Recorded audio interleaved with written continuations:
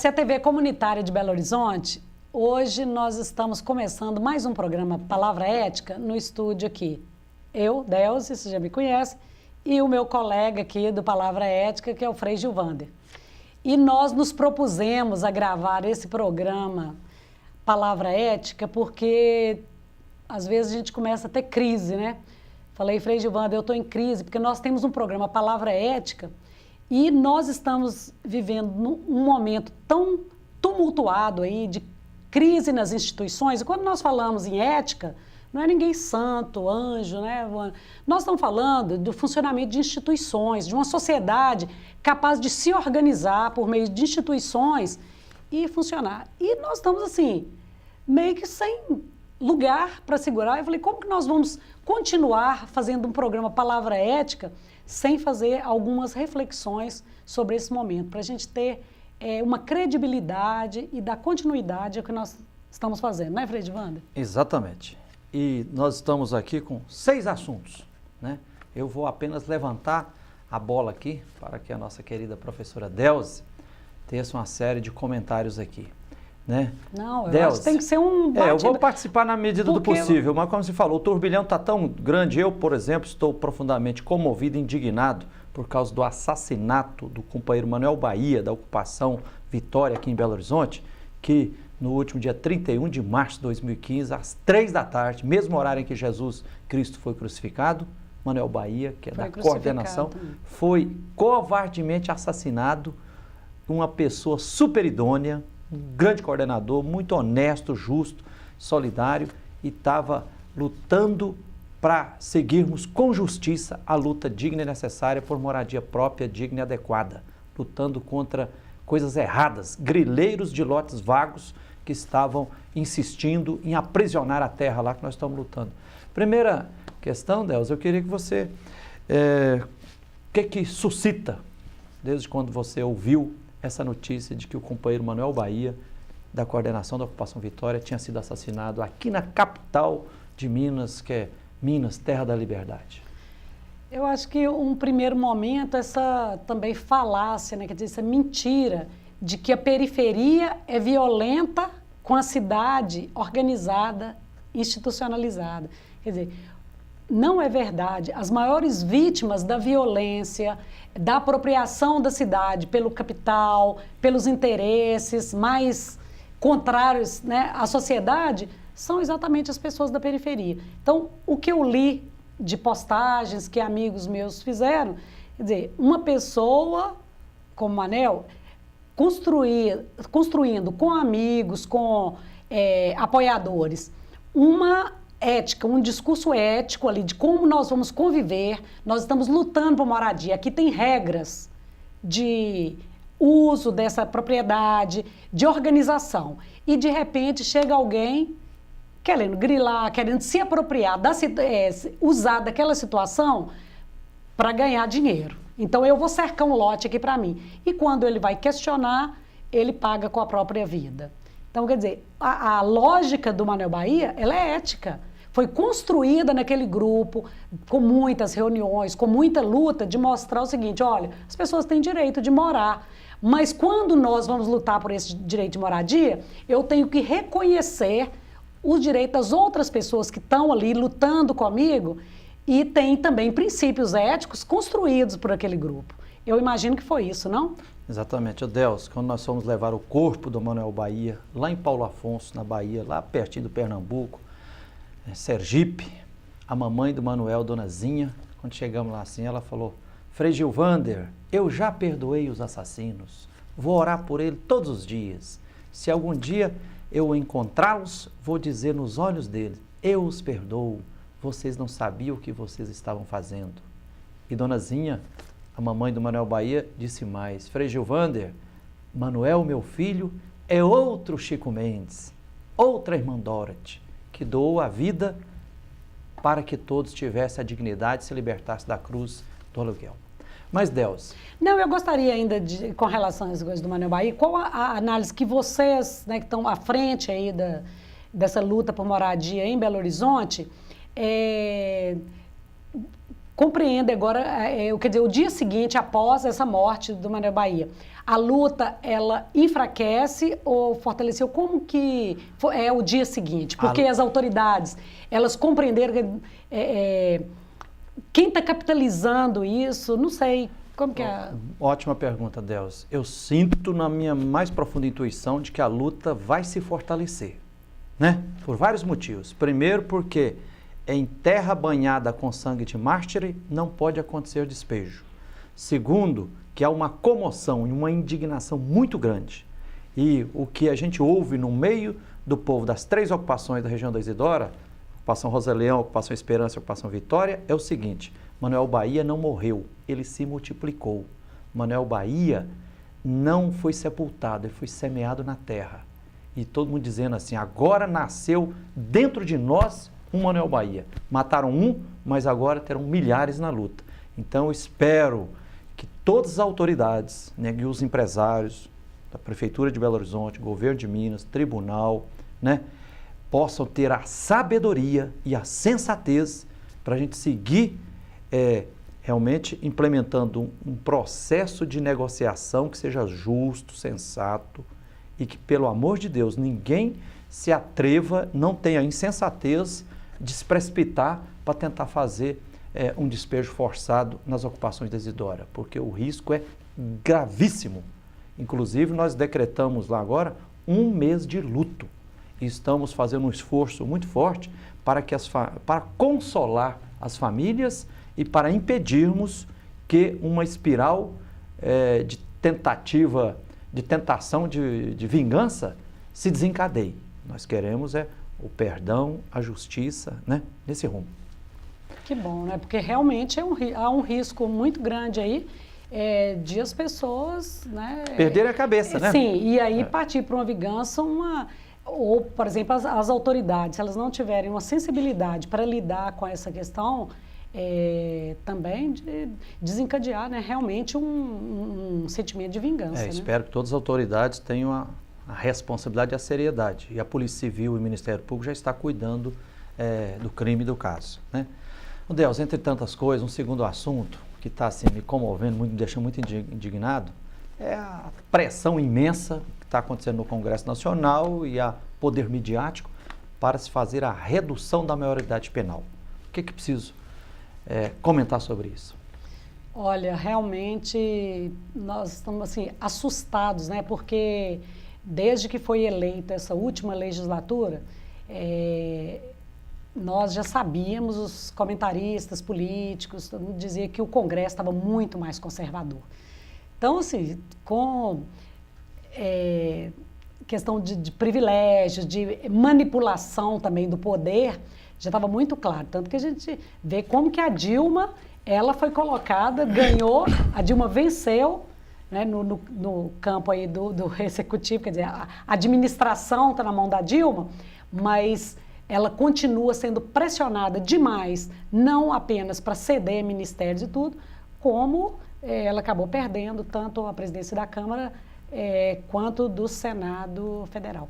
E agora, com essa aprovação na Comissão de Constituição e Justiça da redução da maioridade penal, quer dizer, passar para 16 anos você poder punir os atos infracionais, né, com a pena como se fosse um adulto, realmente nos dá o retrato desse Congresso. Aí realmente nós ficamos muito desanimados. E ontem à noite também, essa aprovação aí já, né, no primeiro momento... A questão da terceirização, terceirização, né? Então, uma precarização, a gente vê o rumo que o nosso país está indo, realmente nos preocupa muito. Delza, antes da gente entrar nessa questão grave também, que é a questão da abrir as comportas para a terceirização, nós já fizemos alguns programas aqui na TV Comunitária, no Palavra Ética, defendendo a não redução da maioridade penal.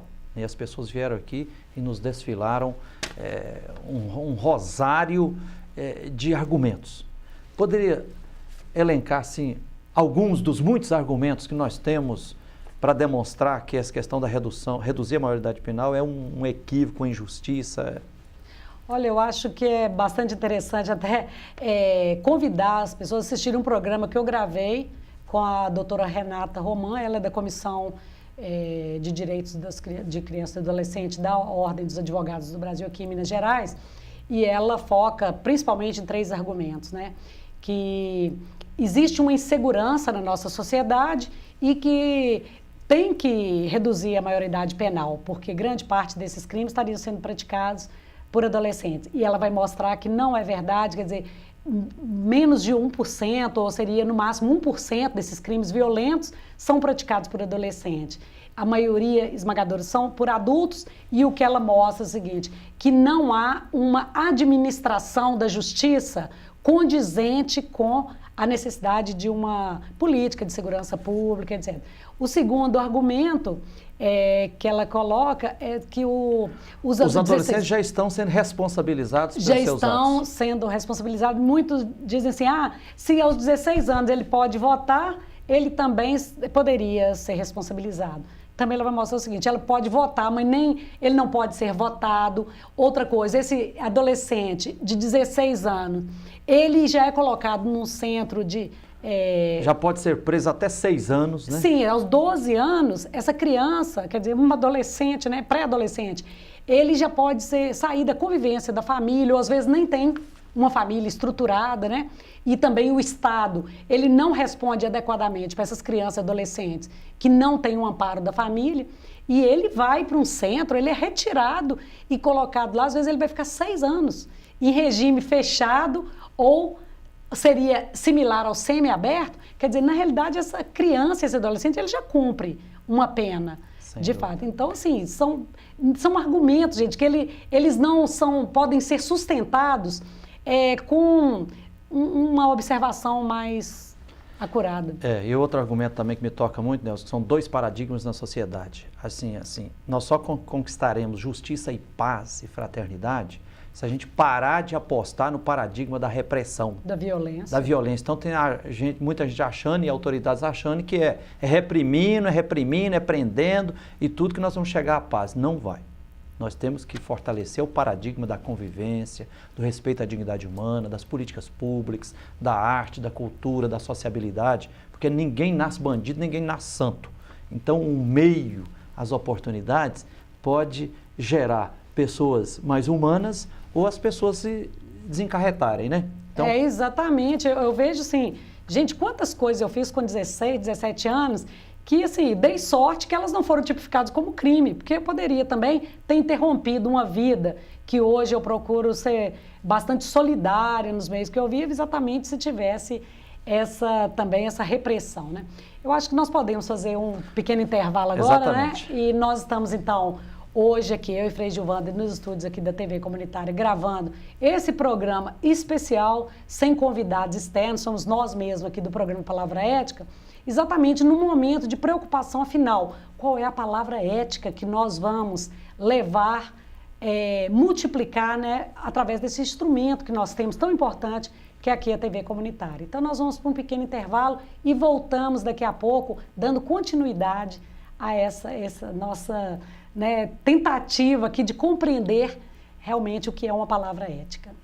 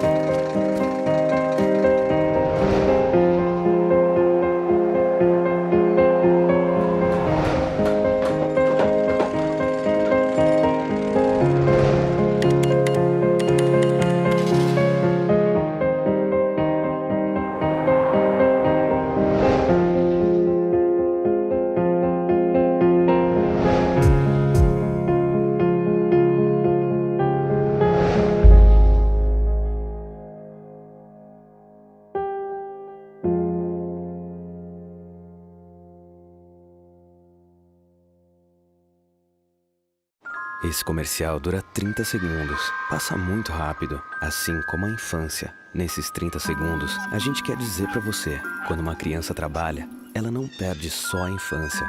Ela perde uma etapa preciosa do seu desenvolvimento. Você pode voltar a ver esse comercial na sua TV, mas o tempo que ela perdeu, não. Esse não volta nunca. Infância não é pra trabalhar. Infância é pra crescer. Diga não ao trabalho infantil.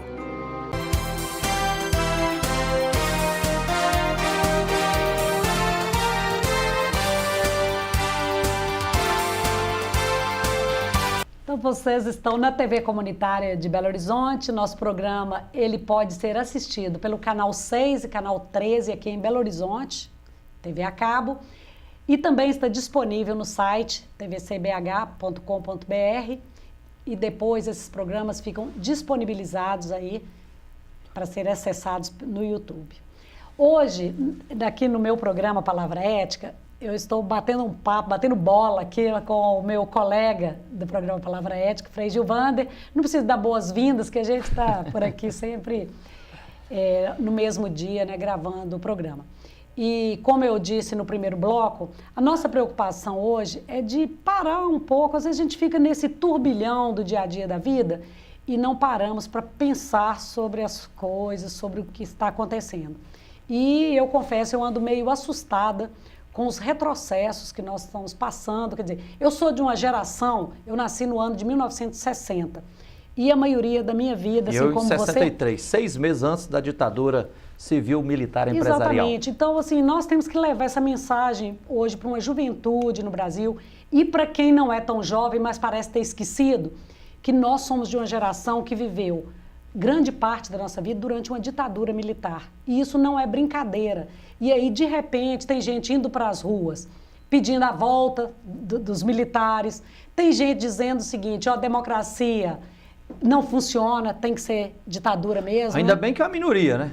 Até que é uma minoria. É, uma minoria, mas os meios de comunicação são de massa irresponsáveis, desinformando as pessoas, né? E aí, o que nós estamos... a cada dia, notícias piores, né? Que nos fazem refletir sobre uma sociedade ética. Quer dizer, o que é uma sociedade ética? Vamos pensar na ética aristotélica. Tem que ser baseado na amizade, não é? Você que é o filósofo aqui. Amizade, no respeito ao outro, a alteridade, né? Convivência respeitosa e não uns pisando nos outros, né? O que é bom para mim tem que ser bom para os outros também. Então vamos pensar aí, por exemplo... É a regra de ouro. Redução da maioridade penal. Vocês imaginam quantas crianças e adolescentes não têm uma família estruturada para dar o suporte que o Estado não dá. Agora, que culpa uma criança tem de nascer? O pai é alcoólatra ou abandonou, nem registrou a criança. A mãe é retirada de casa para ser doméstica ou para trabalhar por um salário mínimo e deixa o filho totalmente vulnerável. Muitas vezes sem casa, crucificado pelo aluguel, sobrevivendo em área de risco, né? Agora nós vamos ser punho duro com esses adolescentes? Pelo amor de Deus, né? Exatamente. E a classe média aí, ou chamado que é uma bobagem, mas enfim, quem tem um poder aquisitivo melhor, educa o filho parecendo um franguinho de granja, todo protegidinho. E fala assim, eu eduquei meu filho, e todas as famílias tinham que educar os filhos dela. E aí pergunto, e as famílias que não existem, as crianças que não têm o mínimo de estrutura familiar, que não tem alguém pode apoiar? É responsabilidade nossa, gente, da sociedade, nós temos que cobrar isso do Estado, né? Além da redução da maioridade penal, que é uma dupla punição àquelas crianças e adolescentes que já não têm escola de qualidade, que já não têm uma estrutura familiar, que já são pobres, ainda vai colocar na cadeia. Agora, a precarização do trabalho. Quer dizer, gente, terceirização. Olha só o absurdo que é essa aprovação já na Câmara desse projeto de lei que fragiliza ainda mais, vulnerabiliza ainda mais os trabalhadores, né? Eu não sei como isso está sendo discutido aí nesses diversos movimentos sociais que você trabalha. Eu acho um absurdo, né? Por exemplo, durante a última campanha presidencial, por exemplo, a presidenta Dilma e todo o grupo que a apoiava, tá junto com o PMDB também, e muitos partidos, dizendo assim, ó, nenhum direito a menos. A proposta e o compromisso foi para garantir os direitos sociais, direitos trabalhistas, direitos previdenciários, né? Fazer as reformas estruturais necessárias, reforma agrária, reforma urbana, reforma educacional, né? E etc. Então agora a gente vê o que eu sou meio leigo, não sou doutor em direito trabalhista, mas o que eu sei é, por exemplo, que está crescendo pra caramba a presença dessas pessoas trabalhadoras vinculadas a essas pequenas empresas terceirizadas, e aí que na prática, você vai na CEMIG, na Copasa, na Petrobras, nos bancos e tudo, qual que é a regra geral? Primeiro que eles acabam ganhando apenas 30% do que ganha um trabalhador quando ele é primarizado, quando é concursado, quando ele tem a carteira assinada diretamente pela grande empresa, né? Então, assim, isso eu acho que pisa fortemente na dignidade humana. Nós não podemos admitir que essa avalanche do capital continue pisando, né? Imagina um trabalhador autônomo, por exemplo, as empresas elas vão contratar praticamente até ela vai ter uma atividade fim, mas ela vai ter vários prestadores de serviço chamados trabalhadores autônomos. São pessoas que não vão poder ter férias mais, né? Porque ele trabalhando, ele depende exclusivamente do trabalho dele para sobreviver. Ele ganhando menos, ele vai ter que trabalhar mais. Menos. É claro que a empresa, ela vai preferir terceirizar porque ela não é responsável. Outra coisa, eu sou uma pequena empresa que vendo um serviço, por exemplo, de contabilidade para uma outra empresa. A empresa não quer nem saber se o meu empregado está doente, se ele não foi. Ela quer, olha, se você não tem esse, você tem que mandar outro. Então acaba também que aquele pequeno empreendedor, ele vai ter que se virar. Ô Deus, um exemplo aqui que para mim me comove muito, o pessoal do sindicato Sindeletro, que é o sindicato dos trabalhadores da CEMIG, diz que quando na CEMIG, que é a Central Elétrica de Minas Gerais, tinha 20 mil trabalhadores, todos concursados e primarizados, era praticamente zero o número de acidentes trabalhando aí com as questões elétricas em Minas Gerais. E depois que começou a abrir-se para a terceirização, o que acontece hoje? Primarizado, funcionários concursados na CEMIG parece que é cerca de 8 mil só, reduziu de 20 mil para 8 mil, e já tem mais de 13 mil funcionários terceirizados, e aí nos últimos 12 anos, mais de 100 trabalhadores foram mortos em chamados acidentes, que são elétricos, que são assim crimes premeditados. Aí eu vou conversar com o pessoal e eles falam assim, não, mas porque quando era todo mundo concursado e primarizado, então assim, para subir no poste lá era sempre 3. Era um observando, o outro apoiando e tal. E tinha agora, muitas vezes, também, é um só, a correria, tem que trabalhar por meta, tem que produzir ao máximo, ganha só 1/3 do que ganha o funcionário primarizado. Gente, terceirização é escravidão. Freidmund, outra coisa que tem me preocupado bastante é o seguinte, a utopia, né, que é uma coisa concreta de uma saída, um futuro para a nossa sociedade, a gente pensa sempre a partir das instituições. E nós estamos, eu acho que, numa encruzilhada porque estão desmoralizando algumas instituições que nós sempre acreditamos uma importância para eles na nossa sociedade. Mas, ao mesmo tempo, que há o interesse. Por exemplo, quando tentam, e eu vejo, por exemplo, o PT que tem feito a defesa, olha, fiquem atentos, porque estão tentando desmoralizar mais ainda a Petrobras, porque tem muito interesse do capital do petróleo. Em abocanhar o pré-sal e as multinacionais do petróleo, enfraquecer a Petrobras. Exatamente. Desmoraliza, por exemplo, os partidos, desmoralizar a política de forma bastante genérica, também não é bom para nós. Mas, ao mesmo tempo que eu fico vendo esse discurso que ele tenta enfraquecer mais ainda as instituições, também eu não vejo um motivo, por exemplo, para a gente vir fazer uma defesa de um Congresso Nacional. É claro que nós não queremos o fechamento do Congresso, mas nós vimos assim como que os interesses mais absurdos, por exemplo, eu não voto a lei do orçamento e a Dilma corta, por exemplo, verba das universidades e, quer dizer, quanto prejuízo. Ou, por exemplo, a desqualificação do discurso. Eu vi, por exemplo, a questão do FIES. Quer dizer, a Dilma, vai limitar o FIES, porque tem uma redução, tem que cortar gastos. E aí, por exemplo, uma pessoa que tirou 0 na redação não vai poder ter crédito. Mas será que é tão absurda assim a decisão da Dilma? Uma pessoa que tirou 0 numa redação, será que essa pessoa está preparada para ingressar na universidade? Ele não pode esperar um momento a mais, se preparar para entrar? Então, eu acho que é isso que nós que preocupamos com essa ética também. Onde nós vamos nos apegar, sabe? Qual a instituição ainda? Porque a gente sabe que tem problema hoje no Ministério Público. Nós estamos vendo o Judiciário, né? Um juiz acusado... Auxílio moradia para Ministério Público, juízes e desembargadores acima de R$5.000, enquanto ainda tem mais de 6 milhões de famílias sem casa. Exatamente, eu estou devolvendo a pergunta. Quer dizer, qual o ponto de partida para nós? Deus, eu acho que a primeira coisa, assim, a gente, no Evangelho, fala que a verdade nos liberta. Então, assim, é claro que nós ajudamos reeleger o governo Dilma, né? Não podemos ser ingênuos, é claro que tem a Lava Jato, e teve corrupção e está sendo apurado na Petrobras, mas também temos que saber que tem grandes interesses em desestabilizar. Sabemos também que o que gira aqui, a regra geral é corrupção em muitas outras empresas, né? Por exemplo, uma grande contradição. O governo federal, a presidenta Dilma, declara assim, olha, o nosso lema agora é Brasil, Pátria Educadora. E no dia seguinte corta 8 bilhões da área da educação, né? 33% do orçamento das universidades federais. Está errado. Então, tem que economizar, fazer ajuste fiscal, sim, mas tem que frear uma dinheirama que está sendo jogado aí em grandíssimas obras, né, do tal do PAC, Programa de Aceleração do Crescimento, que não é do crescimento das pessoas, da dignidade humana, é crescimento do capital. Por exemplo, nós vivemos falando há 10 anos que obras como a Transposição de São Francisco é injusta, é equivocada, o Rio São Francisco está a mim com a Código Mato.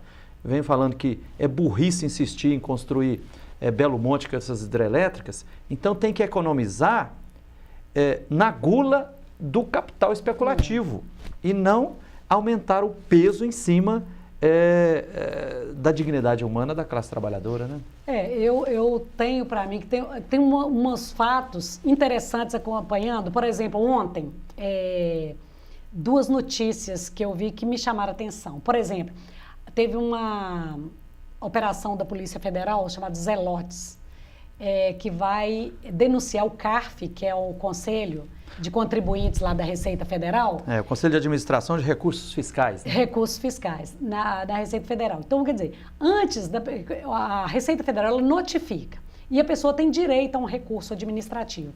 E esse recurso, para saber se a pessoa tem desvio de pagamento de tributo ou não, ele vai ser julgado nesse conselho.